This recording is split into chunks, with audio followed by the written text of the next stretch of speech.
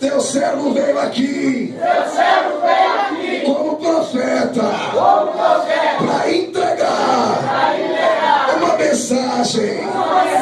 Abre o meu coração, abre os meus ouvidos, abre a minha mente para me entender e guarda a tua palavra na tábua do meu coração.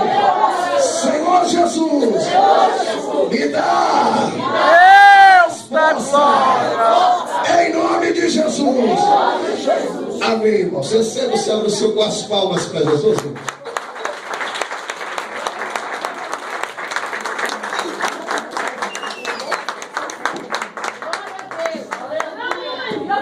Cumprimento com a paz do Senhor. Quantos estão alegres? Pode expressar glória a Deus. Glória a Deus. Quantos estão alegres? Pode dar um aleluia. Aleluia. Vamos tomar os nossos assentos, irmãos. Antes de estar ministrando a palavra de Deus, eu quero expressar minha gratidão, primeiramente a Deus, por mais uma oportunidade de estar ministrando a palavra do Senhor. Eu quero agradecer de coração a vida do pastor Silvio. Deus abençoe. Muito obrigado pelo convite. Deus abençoe a vida da tua esposa. Que Deus possa abençoar a vida também do nosso irmão Gustavo, grande pregador da palavra de Deus, amigo também, evangelista Diego, meu cunhado também, presbítero, conferencista Luiz Antônio Brasil. Aleluia. Meu cunhado, estou contente. Meu primo Eric também, Ricardo, a Jaqueline, Lindalva, os irmãos a todos da igreja. Que Deus possa abençoar a vida de vocês. Amém. Antes de estar ministrando de costume, né, irmão? Eu fiz um propósito com Deus e eu não posso quebrar esse propósito. Então eu tenho que contar todas as vezes que eu estiver ministrando a palavra do Senhor. No ano de 2014, dia 30 de março, nasceu meu terceiro filho, chamado Felipe Gabriel. Ele nasceu com 4,775 kg e 51 centímetros. Ele nasceu com uma alteração no sangue, uma bactéria. E a médica olhava e dizia que ele ia ter que ficar internado, ia passar por cirurgia, ou até mesmo ficar vários dias no hospital. Mas ela não conhecia que o Deus que eu sirvo é aquele que morreu. Mas ao terceiro dia ele veio. Aleluia! Aleluia!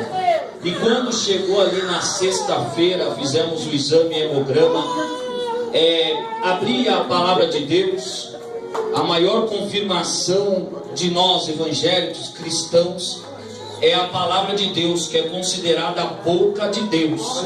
Então eu abri, caiu em Isaías 60, verso 1. Levanta-te e resplandece, porque a glória do Senhor vem nascendo sobre ti. E quando eu cheguei naquele lugar, ele fez o exame, o hemograma, o exame de sangue. E quando veio o resultado, para a honra e glória do eterno e Salvador Jesus Cristo de Nazaré, estava escrito que o sangue do meu filho estava purificado. Não tinha mais nada. Aleluia. Quem prometeu foi Deus. Ele se responsabiliza. E se Deus falou que vai fazer algo na tua casa, na tua família, descansa o teu coração. Deita a tua cabeça no travesseiro e dorme em paz. Porque Ele não é homem para que minta, nem filho do homem para que se arrependa. Amém? Se coloca sobre os vossos pés com a permissão do vosso pastor.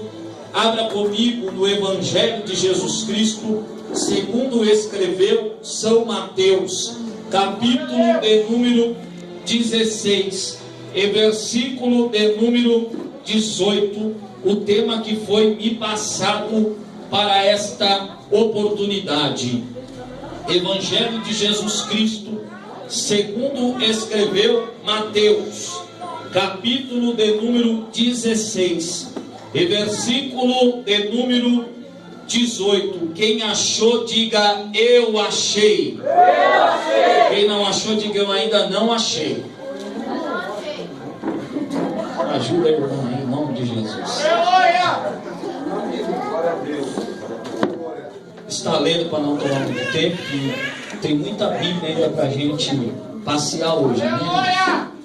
Também eu te digo que és Pedro, sobre esta pedra edificarei a minha igreja, e as portas do inferno nunca prevalecerão contra ela. Vou dizer de novo: também eu te digo que és Pedro, e sobre esta pedra edificarei a minha igreja, e as portas do inferno não prevalecerão contra ela. Olha para o teu irmão que lá e diga assim para ele: as portas do inferno nunca prevalecerão contra o teu ministério. Diga para ele, que eu acho que ele ainda não entendeu. E as portas do inferno nunca prevalecerão contra o seu ministério. Se você crê, dá glória a Deus. Se você crê, dá aleluia. E se você crê, se assente glorificando e exaltando e bendizendo o nome santo e bendito do Senhor Jesus. Queridos, estamos diante de uma confissão de Pedro a um homem chamado Jesus de Nazaré. A Bíblia nos ensina que no capítulo 1 de Mateus vai nos dizer a genealogia de Jesus, de Abraão até Davi. E a Bíblia nos diz que chega o momento que ele veio a ser concebido, dado à luz a cerca de Maria, a tua mãe. E a Bíblia diz que quando ele nasce, Jesus, com 8 anos de idade, ele é circuncidado acerca da aliança feita com Abraão no tempo de Isaque. E a Bíblia vai nos dizer que quando Jesus é circuncidado, a Bíblia nos diz que antes do seu nascimento estava escrito que brilharia uma estrela em Belém. Brilharia a estrela chamada Jesus de Nazaré. E a Bíblia vai nos dizer que quando os 3 reis magos, Gaspar, Melquior e Baltazar, vindo da Etiópia, da Índia e da Mesopotâmia, eles observam a estrela que simbolizava o nascimento do Messias.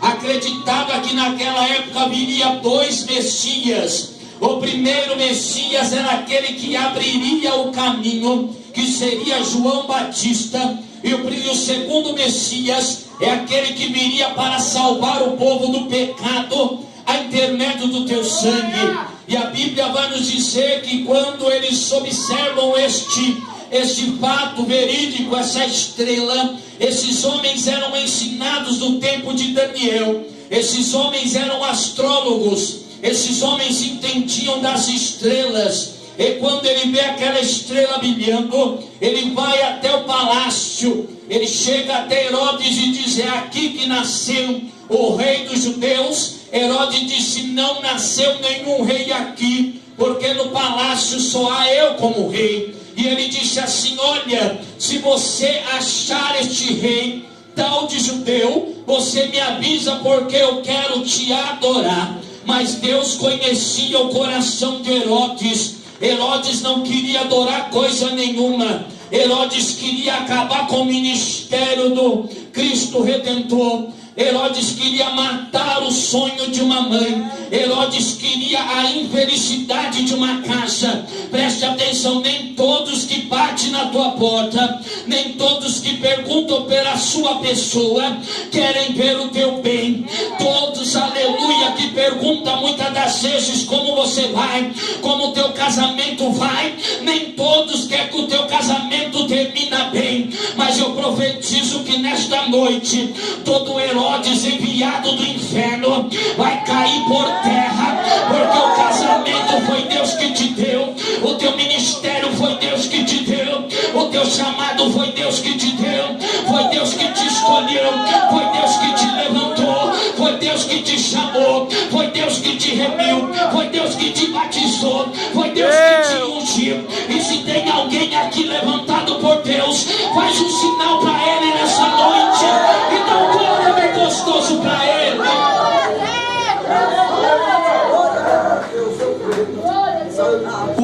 Senhor aparece a José e diz: vai para o Egito, porque Herodes procura te matar.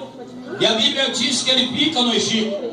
Passado o tempo, mesmo o anjo do Senhor aparece a ele, dizendo: olha, aquele que procura te matar já não vive mais. Mas a Bíblia diz que eles chegam em Belém e está reinando Arquelau, filho de Herodes. E eles agora se mudam não de Belém, eles vão para a cidade de Nazaré. No hebraico significa a cidade da conquista. E a Bíblia vai nos dizer que quando ele chega naquele lugar, ele cresce. E quando ele veio a crescer, ele tem 30 anos de idade.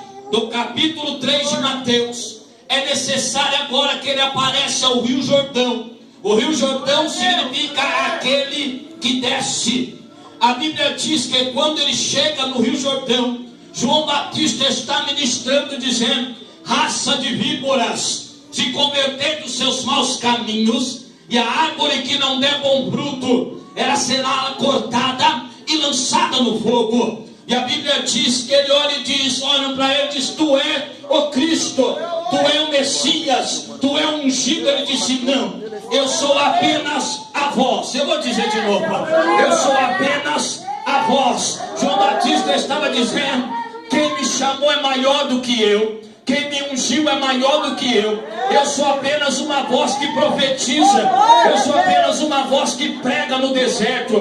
Eu sou apenas uma voz que anuncia a vinda daquele que é maior do que o meu ministério. E a Bíblia vai nos dizer que ele começa dizendo: tu não é profeta. Ele disse: não, porque eu não sou digno nem de desatar a sandália de vossos pés. Quando ele diz isso, ele está dizendo que ele é menor do que um escravo, porque naquela época era o escravo que desatava a sandália do teu Senhor. E ele se menospreza diante de Deus, dizendo: eu não sou digno nem de se chamar de escravo diante deste que está na fila. E a Bíblia diz que ele olha e diz: eu te batizo com água para arrependimento, mas vai vir um após mim, e foi antes de mim, e também será maior do que eu, aleluia, que te batizará com o Espírito Santo e com fogo. Ele te batizará com o Espírito Santo e com fogo. E a Bíblia diz que agora ele olha e diz: quem é este? João Batista aponta o dedo e diz: eis aí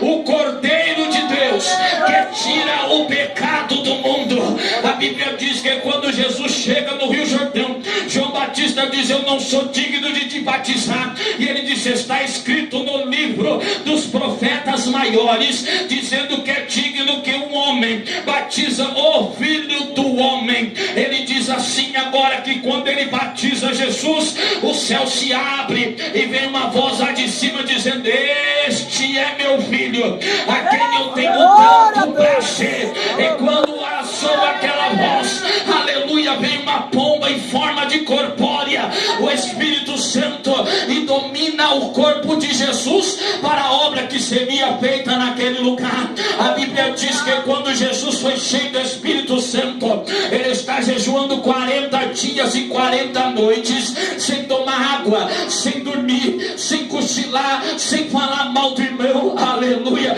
e sem comer nada. E a Bíblia diz que o Espírito do Senhor leva ele no deserto. Quando chega ele no deserto, o espírito maligno, Satanás, chega até ele e olha para ele e vê a atitude dele, porque ele estava de jejum, e quando está de jejum está com fome, e ele disse assim: olha, está que você é Cristo, Filho de Deus, transforma esta pedra em pão. Ele disse: está escrito no livro de Deuteronômio 8:3 que nem só de pão viverá o homem, mas sim de toda a palavra que procede da boca de Deus. Aí ele pega ele, leva no lugar alto e diz: a tua palavra também está escrita, que tu dará ordem aos teus anjos para te guardar em todos os teus caminhos, aleluia. Se joga daqui. Ele disse: apartai-vos de mim, Satanás. A Bíblia diz que agora Satanás leva ele ele no lugar alto, no cenáculo. Ele diz agora que ele começa a mostrar a glória terrena, ele começa a mostrar o ouro, ele começa a mostrar a prata, ele começa a mostrar os carros voando, ele começa a mostrar os palácios, dizendo: se tu me adorar, eis que eu te darei tudo isso. A Bíblia diz que ele olhou e disse no livro de Deuteronômio 16:18, diz que só adorará e só prestará culto a um Deus. A Bíblia diz que quando ele se recusou de adorar Satanás, Satanás saiu dele e os anjos vieram e o adoraram, dizendo: santo, santo, santo, santo, santo, santo, santo é o Senhor. Eu aprendo uma coisa, que muitas das vezes nós viemos para um culto como esse e ainda tem pessoas que ainda nem abriu a boca, pastor Silvio, para adorar a Deus. Mas aqui a Bíblia diz que a adoração já começa no céu e vem para a terra. Eu vou dizer de novo: a adoração já começou no céu e vem para a terra. Glória a Deus. Aleluia, Deus. Aleluia. Capítulo 5, 6, 7, 8 é o capítulo das bem-aventuranças. A Bíblia diz que Jesus está no Monte das Oliveiras, e quando ele está nos Montes das Oliveiras, ele está dizendo as bem-aventuranças. Primeira coisa que ele diz: bem-aventurados são os pobres de espírito, Glória a Deus. que herdarão o reino de Deus. Aleluia. Essa palavra pobre de espírito no original significa bem-aventurados que são levados e trazidos pelo vento. Obrigada, meu irmão. Eu vou dizer de novo: bem-aventurados são os que são levados e trazidos pelo Espírito Santo. Jesus estava dizendo assim: olha, bem-aventurado é aquele que é dirigido, direcionado. Eu vou dizer de novo: bem-aventurado é aquele que é dirigido, direcionado, locomovido, não pela sua pelos seus ossos, não pelo seu corpo, não pela vontade da sua vontade própria, mas sim pela vontade do Espírito Santo. Aleluia. Talvez você saiu da tua casa dizendo: não era para mim estar neste culto, mas o Espírito Santo disse: aleluia, eu vou te levar lá, porque eu vou te avivar hoje, eu vou te fortificar hoje, eu vou te engrandecer hoje, eu vou te encher hoje, eu vou falar com você hoje, eu vou mudar tua história hoje. Pela mão do que me das, quem acredita levanta a mão para cima e dá um glória bem gostoso para Deus.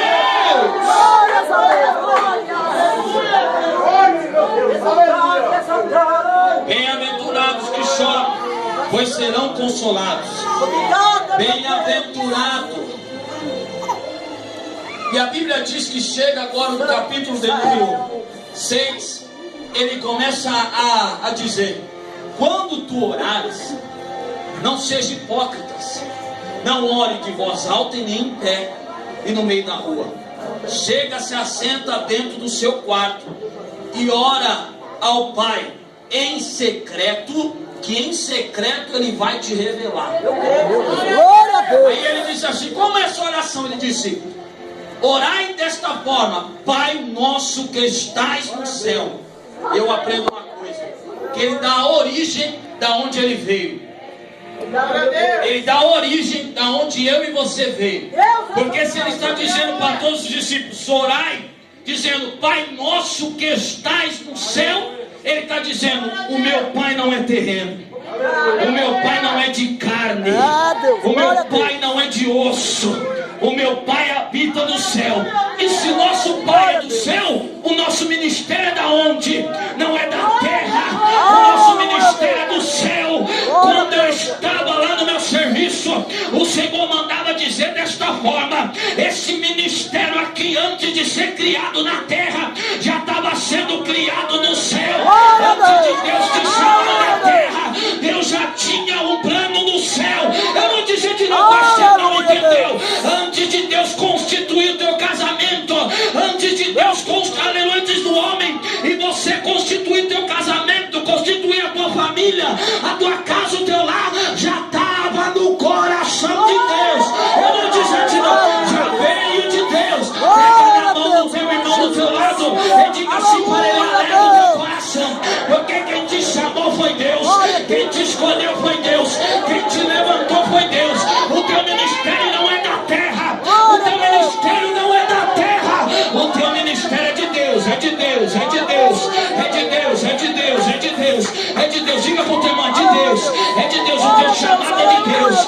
tua escolha é de Deus, a tua família é de Deus, o teu filho é de Deus, a tua filha é de Deus.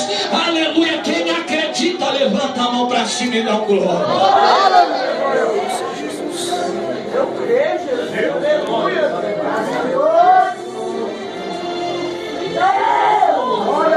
Aí ele disse assim: Glória a Deus, aleluia. seja feita a tua vontade, assim na terra como no céu. E aí cabe no versículo de número 19 de Mateus 16: tudo que está ligado na terra será ligado no céu. E essa palavra ligado e desligado tem um significado. Segundo a história, diz que o rabino, ele chegava até o judeu e dizia que tudo que estava ligado significa permitido, e tudo que está desligado significa proibido. Quando ele diz assim, tudo será ligado na terra, também será ligado no céu, ele está dizendo, tudo que for permitido na terra também vai ser permitido no céu. Glória a Deus, aleluia, Deus. Vou dizer de novo. Tudo que for permitido na terra também vai ser permitido no céu. Ele disse assim: seja feita a tua vontade, assim permitido na terra e também permitido no céu. Eu vou dizer de novo: permitido na terra e também permitido no céu. E quando é aleluia, e a Bíblia vai nos dizer que chega o capítulo de número 8. E no capítulo de número 8, a Bíblia diz que a primeira cura dele é um leproso. Quando ele chega agora, a Bíblia diz que o leproso olha para ele e diz: Senhor, se tu quiseres me cura. E o Senhor pegou na mão dele e disse: seja curado. Olha aí, ele olhou e disse assim: Senhor, se tu quiser me cura. Ele colocou toda a responsabilidade em Jesus. E quando nós colocamos a responsabilidade em Jesus, ele se responsabiliza por aquilo que vai acontecer. Eu vou dizer de novo: ele se responsabiliza por aquilo que vai acontecer. Aí ele pegou sobre a mão dele, e quando ele pegou sobre a mão, ele disse: seja purificado. Aí ele disse assim: olha, diga para ninguém que foi eu que te curei, mas se apresenta até o sacerdote, como a lei mosaica nos ensina. E a Bíblia diz que também chega o período que a sogra de Pedro, ela está enferma com febre, e Jesus chega na casa de Pedro e cura esta mulher. A Bíblia vai nos dizer que agora chega também no capítulo de número 8, os discípulos estão dentro de um barco. Quando estão dentro de um barco, Jesus cansado de fazer a obra, Jesus agora como homem, ele se cansa, como homem ele tem o seu suor, como homem ele tem a sua fadiga, ele chega até a polpa do barco, e eles vêm a se deitar sobre o barco, e a Bíblia diz que de repente vem uma tempestade, começa a chacoalhar o barco para lá e para cá, começa a chacoalhar o barco para lá e para cá. Os seus discípulos dizem: mestre, tu está dormindo, nos salva. A Bíblia diz que Jesus agora estende a tua mão, e quando estende a tua mão, aleluia, a Bíblia diz que o vento e o mar obedecem. Por quê? Porque a Bíblia diz no livro de Gênesis capítulo 1, que quando Deus criou os céus e a terra, ele também criou o mar, ele criou os luminares maiores, o sol e a lua, ele criou os dois fundamentos, ele tirou um pedaço da água da terra e colocou como céu, e fez o mar. E acredita-se que quando ele estendeu a sua mão, o mar reconheceu a mão do Criador. Toda criatura, ela reconhece a mão do Criador. Toda criatura, ela conhece a voz do Criador. Eu vou dizer de novo: toda criatura, ela conhece a mão de quem criou. Toda criatura, ela conhece a voz daquele que criou. Aleluia. A Bíblia diz que eles olharam e disseram: quem é este que até o vento e o mar lhe obedece? Capítulo de número 9. A Bíblia diz que agora eles estão dentro de uma casa, um culto, e quando está dentro do culto, havia um homem paralítico do lado de fora, e este homem está deitado sobre a sua maca. Essa maca, ela era feita de couro de cabrito, e a Bíblia diz que quando eles estão lá fora, Jesus está ministrando. Mas eu creio e vou conjecturar que este homem começa a dizer: se eu tivesse dentro daquele culto. Porque aquele homem achava o quê? Ele dizia: olha, eu estou ouvindo a voz de Deus do lado de fora. Eu vou dizer algo. Quem sabe ali tinham pessoas dentro do culto que não estavam ouvindo a voz de Deus. Mas quem estava lá fora estava ouvindo a voz de Deus. E ele estava ouvindo, e ele dizia no seu coração, quem sabe, evangelista Diego, olha, se eu tivesse naquele culto, eu seria curado.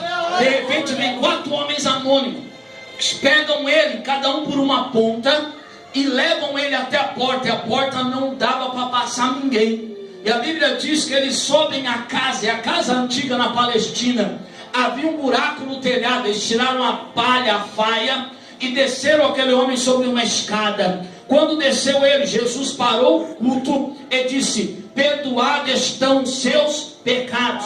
Judas, um dos escribas que estava naquele culto, disse: quem é ele, a não ser Deus, para perdoar os pecados? Aí ele disse assim: já que tu está dizendo isso, para você ver que Deus tem poder também na terra como no céu, ele disse: perdoados estão seus pecados, levanta, pega a tua maca e anda.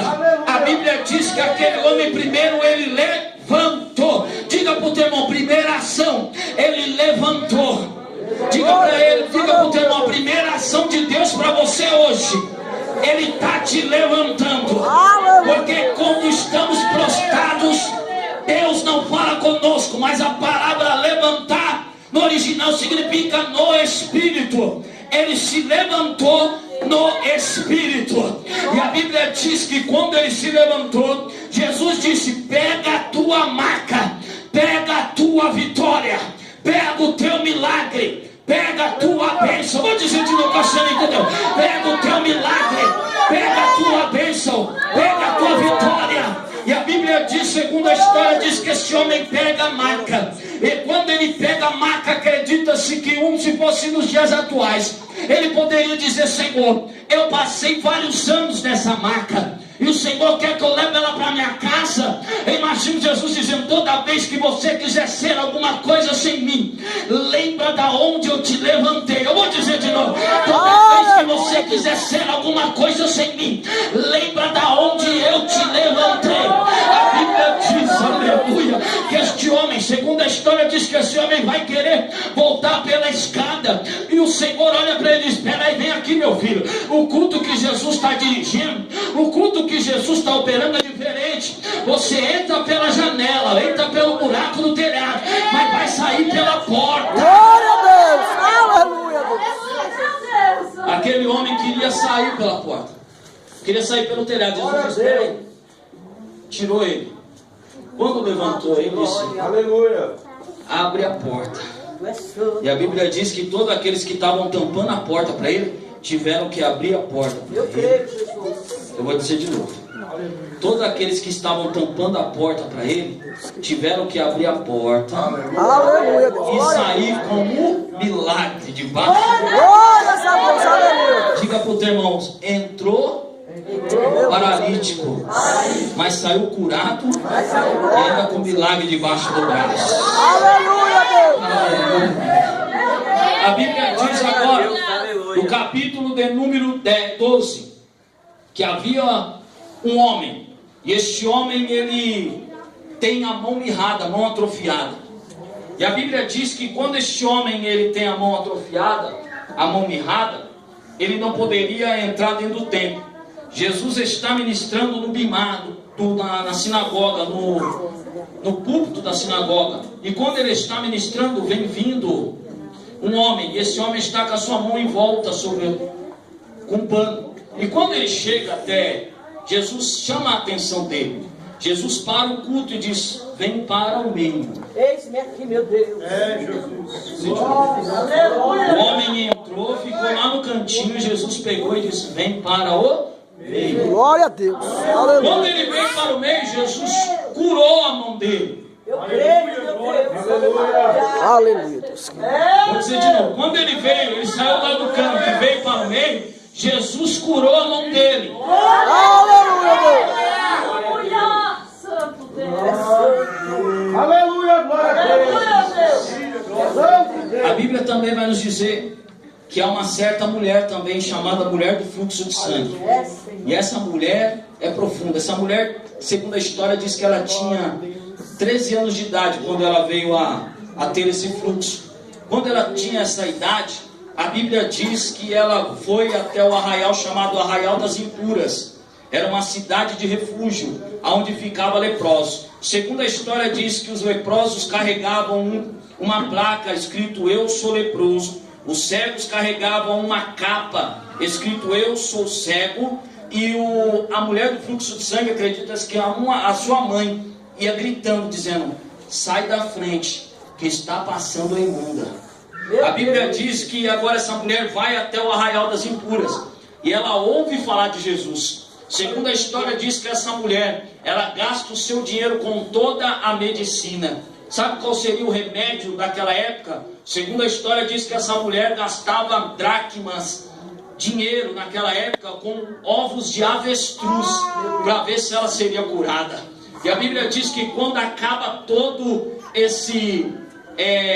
a ação humana, a ação do homem, a Bíblia diz que ela ouve falar de Jesus. E quando ela ouve falar de Jesus, ela chega por trás de Jesus. Por que ela chegou por trás de Jesus? Porque no milagre nosso, quem tem que aparecer não é eu e você, é o próprio Jesus. E ela tocou na sua hora. Quando ela tocou na sua hora, ela acreditava-se que estava tocando onde tinha a glória de Deus. No livro de Isaías, capítulo número 6, acredita-se que quando Isaías viajou da terra para o céu, ele chegou e viu o trono celestial de Deus. E a Bíblia diz que ele viu serafins com 6 asas, 2 cobriam o rosto, 2 os pés, e com 2 voavam e diziam: Santo, Santo, Santo é o Senhor dos Exércitos. E a Bíblia diz que o seu séquito enchia o templo de glória. E a palavra séquito significa orla. Segundo a história diz que o séquito era só quem ganhava várias batalhas, que começava a costurar o séquito placa de ouro sobre a sua vestimenta. Então quando aquela mulher tocou na orla de Jesus, ela estava tocando em nada mais e nada menos que a glória de Deus. Eu vou dizer de novo: aquela mulher tocou na glória de Deus. Aquela mulher tocou aonde tinha a virtude de Deus. Aquela mulher tocou aonde tinha milagre de Deus. Aquela mulher tocou aonde ninguém havia tocado. Eu vou dizer de novo: aquela mulher tocou aonde ninguém havia tocado. E quando nós tocamos Jesus aonde ninguém tocou, a nossa situação é mudada. Jesus olhou para ela e disse assim: vai em paz, que a tua fé te salvou. A palavra salvou no grego significa salvatore. Deus estava dizendo: vai em paz, que tu está curada, tu está em paz e está cheia do Espírito Santo. Aleluia, Deus. Louvado seja Cristo. Aí chega o capítulo número 16. Jesus chega e, aproximando os fariseus, os saduceus. É interessante que os saduceus e os fariseus, um não se dava com o outro, mas quando era para se levantar contra o ministério de Jesus, se uniam. A Bíblia diz que ele agora chega e começa a dizer: haverá pois o tempo. E ele chega e pergunta, Jesus pergunta para eles: como que está o tempo? Hoje ela diz: vai chover, vai sair sol. Ele diz: nossa, vocês sabem todos o tempo, saber se vai chover ou se vai fazer sol, mas vocês não acreditam no Filho do Homem. E a Bíblia diz que ele olha e diz assim, que quando ele chega, os seus discípulos querem pão. E Jesus diz assim: não se alimentar do fermento dos fariseus. Mas eles não estavam dizendo o pão de alimento, eles estavam dizendo da palavra dos fariseus. E aí chega no capítulo de número 16, versículo 13. E aí diz: chegando Jesus à região da Cesareia de Filipe. A Bíblia diz, segundo a história, que Cesareia de Filipe, ela era uma cidade que havia embaixo do Monte Hermon. O Monte Hermon, ele tinha 2.814 metros até hoje. Acredita-se que ele tinha gelo sobre ele todo o período, e aquele gelo derretia e trazia para o Rio Jordão.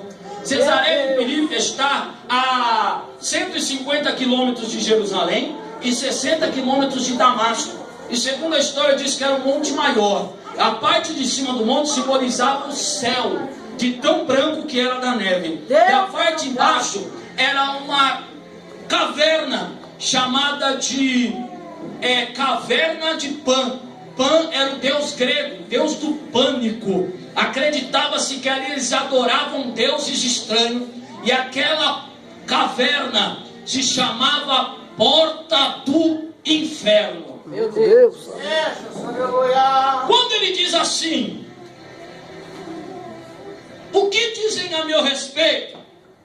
Ele estava dizendo que a multidão estava confusa, porque a respeito de Cristo eles o tinham em alta estima, já identificavam como profeta, mas não identificavam ele como filho do Deus vivo. Só que ele faz a pergunta para o homem certo, andou com ele, comeu com ele e falou com ele. E ele disse assim: uns afirmam que você é João Batista, outros afirmam que você é Jeremias, e outros Elias, e até outros profetas. E aí ele disse assim: Simão Pedro, e tu, o que você acha de mim? Aí ele disse assim: tu és o Filho, o Cristo, o Filho do Deus vivo. Aí ele disse assim, ó: disseste, bem-aventurados são vós, porque não foi a obra da carne que te revelou, mas sim o meu Espírito que está no céu. Glória a Deus. Aí ele disse assim, ó: também eu te digo que tu é Pedro, no grego Petrus, pequena pedra. Aí ele disse assim: também eu te digo que tu é pequena pedra. Olha que profundo. E sobre esta pedra, no grego Petra, que significa fundação rochosa grande. Eu vou dizer de novo. Ele disse assim: também eu te digo que tu és pequena pedra, mas sobre esta pedra, ou esta fundação rochosa grande, eu edificarei a minha, no grego eclésia, que quer dizer chamados para fora, e no hebraico é kahal, que quer dizer congregação, assembleia, reunião. Então ele estava dizendo assim: também eu te digo que tu é pedra pequena, mas sobre esta grande edificada rocha edificarei os chamados para fora. Eu vou dizer, eu edificarei os chamados para fora, porque essa palavra igreja aqui não é templo. Essa palavra igreja não é estrutura.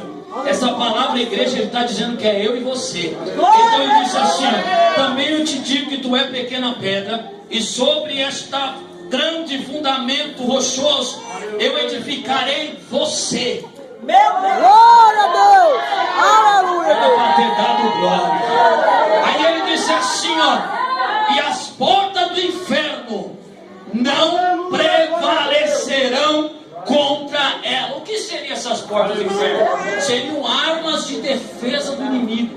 Porque quando fala prevalecer, significa, que nem o nosso conferencista e cunhado Luiz Antônio disse, que a igreja iria atacar e a porta do inferno não ia aguentar, mas tem armas de defesa dela. No livro de Gálatas, capítulo de número 5, versículo de número 17, diz que tem os frutos da carne, e essas são as maneiras da porta aguentar o ataque da igreja: impureza, prostituição, lascívia, idolatria, inimizade, contenda, ciúmes, ira, facção, divergência, inveja. Mas aí também tem as armas da igreja, que é integridade, pureza, honra, abominar, amizade, paz, confiança, amor e união e generosidade. Aleluia. Se o adversário tem arma, a igreja também tem. Se o adversário tem a sua maneira, a igreja também tem. Mas a Bíblia diz assim: olha, Pedro, tu é pedra pequena, mas sobre esta pedra, que é grande e rochosa, você edificará os chamados para fora. Glória a Deus. Aleluia. Quando ele disse que ele está dizendo, quando ele disse que ele está dizendo assim, ó: por esta pedra por essa grande rocha. Aleluia. Ele estava dizendo assim, que ele era a pedra de esquina. Olha que profundo. Mateus 21:42 diz: então Jesus lhe disse: nunca leste as escrituras? A pedra que os construtores rejeitaram tornou-se a pedra angular, ou a pedra de esquina. Pelo Senhor feito isso maravilhosamente aos nossos olhos. Se você for ver o que é a pedra de esquina, acredita-se que quando o povo foi construir o templo de Salomão, ele mandou Irão, o pessoal, trazer pedras lavradas e feitas do mesmo tamanho. Quando chegou as pedras, evangelista Diego, a segunda história diz que veio uma pedra que não era igual às outras. Eles pegaram essa pedra e colocaram ela de lado. Pedra rejeitada. Construiu o templo de Salomão. Quando construiu, observaram que tinha uma brecha. Se não der glória, está com algum problema. Viram que tinha uma brecha sobre este muro, sobre o templo. Aí eles olharam e olhou e observou o buraco e disse: mas peraí, é igual. Pegou aquela pedra e colocou na esquina. A esquina simboliza o quê? A parte de cá e de cá, é no meio. Vou dizer de novo. É no meio. Colocou e disse que ela coube direitinho. Então acredita-se o quê? Que quando Deus fez eu e você, achamos que somos perfeitos. Não, ainda tem uma brecha que ela precisa ser tampada. E quem vai tampar é a pedra de esquina, é a pedra rejeitada. E quem é esta pedra? É Jesus de Nazaré. Aleluia, Deus. Aleluia, Deus.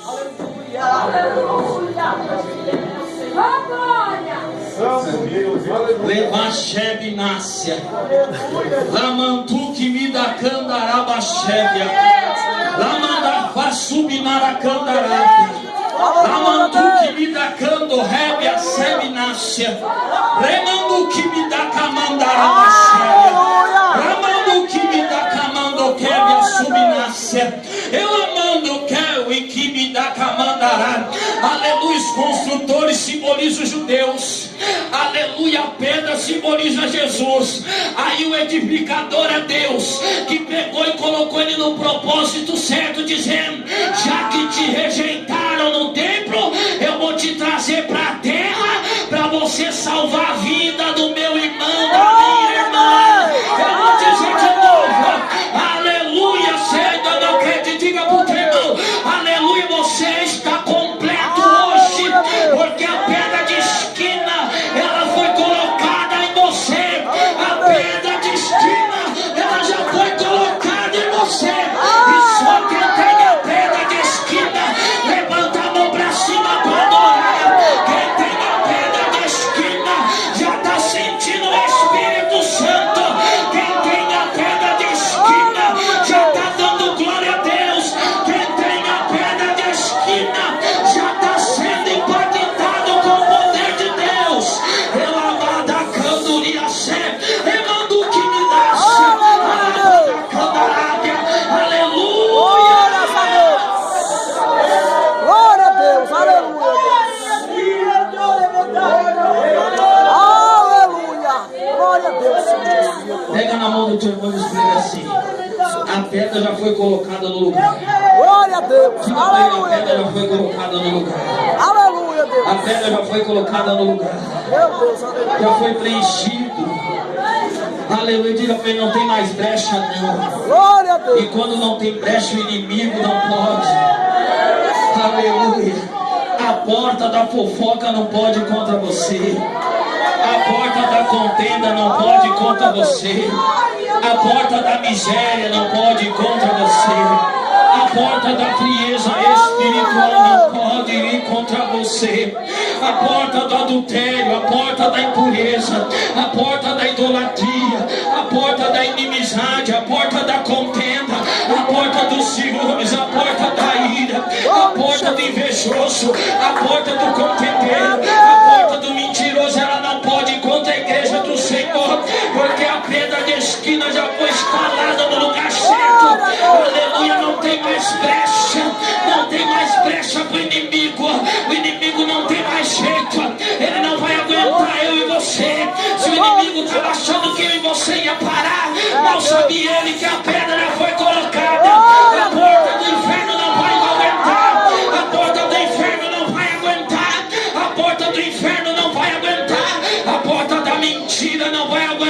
verdade. A porta do ciúme não vai aguentar a confiança. A porta de sem esperança não vai aguentar a porta da esperança. A porta da impureza não vai aguentar, aleluia, a pureza. A porta da idolatria não vai aguentar a verdadeira adoração a Deus. Se eu fosse você, explodia o teu pulmão, porque Deus está dizendo: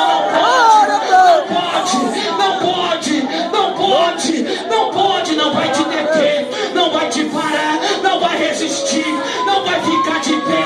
É o mandu que me dá candarábia, alabada candarabachéria, é o mandu que me dá, recebe. Aleluia, Deus. Glória a Deus. Aleluia. Se coloca sobre vossos pés.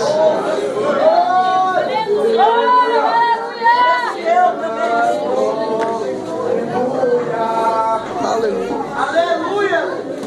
Pega na mão do teu irmão.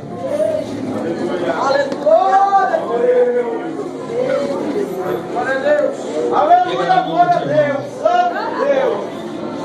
Aleluia. Pega na mão dele. Diga para ele assim, ó. A porta do inferno não vai prevalecer contra o teu chamado, contra o teu ministério, contra a tua vida, contra o teu casamento, contra a tua igreja, contra eu e você. Diga para ele: você está revestido, já tem a pedra colocada no lugar certo, já foi tampada a brecha, e aonde não há brecha o inimigo não entra. Aleluia, se prepara, porque hoje Deus vai te colocar para você saquear o inferno. Diga para ele assim: isso é uma palavra profética de Deus para você. Pega na mão dele e diga para ele assim: Deus está te chamando hoje, aleluia, para ser saqueador do inferno. Vai pegar as almas que estão caídas, vai pegar as almas que estão deprimidas, as almas que estão afastadas, as almas que estão cabisbaixas, as almas que estão na droga, as almas que estão na prostituição, as almas que estão no roubo, as almas que estão no tráfico.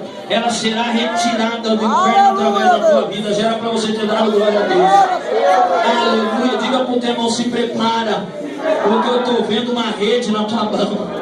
E essa rede você vai lançar lá onde ninguém quer pregar. Essa rede você vai lançar onde ninguém quer entrar. Porque tem pessoas precisando da tua palavra. Tem pessoas precisando da evangelização sua. Tem pessoas precisando de uma palavra de ânimo, até mesmo uma palavra de conserto.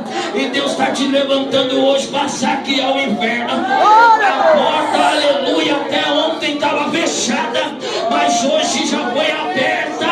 Vai entrando lá onde ninguém entra, vai chegando aonde ninguém chega, vai pegando aquilo que ninguém pega, vai pregando para aquele que ninguém quer pregar, e começa a ganhar essa alma para Jesus. Aleluia. Diga pro teu irmão: Deus vai te levantar nessa noite como pescador de peixe, como pescador de almas, como pescador de homens, homens rejeitados, homens humilhados, homens cabisbaixos, homem que não tem, aleluia, esperança nenhuma. Se prepara, e se você acredita, bate palma para Jesus.